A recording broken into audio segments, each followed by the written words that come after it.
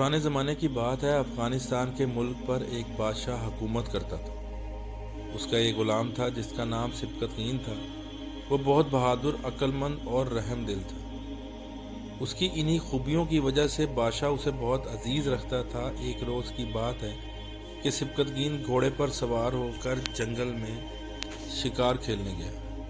وہ بڑا اچھا شکاری تھا، مگر اس روز ایسا اتفاق ہوا کہ شام تک جنگل میں مارا پھرنے کے بعد کوئی شکار اس کے ہاتھ نہ آیا۔ جب وہ واپس ہونے لگا تو ہرنی کا ایک بچہ اس کے سامنے سے گزرا۔ اس نے جھٹ گھوڑے سے اتر کر اسے پکڑ لیا، پھر اس کو گھوڑے کی کاٹھی کے ساتھ باندھ کر اپنے آگے رکھ لیا اور واپس شہر کی طرف چل پڑا۔ کچھ دیر کے بعد اس نے پیچھے مڑ کر دیکھا تو حیران رہ گیا۔ ہرنی اس کے پیچھے پیچھے آ رہی تھی اور یوں لگتا تھا جیسے اس کی آنکھوں سے آنسو بہہ رہے ہیں۔ ہرنی کا بچہ بھی بری طرح تڑپ رہا تھا۔ سبکتگین کو یہ دیکھ کر ہرنی اور اس کے بچے پر بڑا ترس آیا اور وہ فوراً گھوڑے سے اتر کے بچے کو چھوڑ دیا۔ بچہ آزاد ہوتے ہی اپنی ماں کے پاس چلا گیا۔ ہرنی نے بچے کو دودھ پلایا اور پھر اسے ساتھ لے کر جنگل کی طرف چلی گئی۔ وہ بار بار مڑ کر سبکتگین کی طرف دیکھتی تھی جیسے اس کا شکریہ ادا کرے۔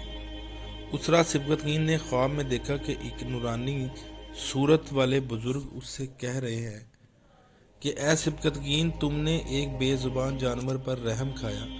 تمہارے اس کام سے اللہ بے پناہ خوش ہوا اور صلے میں اس نے تمہیں بادشاہت بخش دی۔ اس خواب کے کچھ عرصے کے بعد بادشاہ نے اپنی بیٹی کی شادی سبکتگین سے کر دی۔ بادشاہ کے ہاں سوائے بیٹی کے اور کوئی اولاد نہ تھی، اس لیے اس کے مرنے کے بعد سبکتگین افغانستان کا بادشاہ بن گیا۔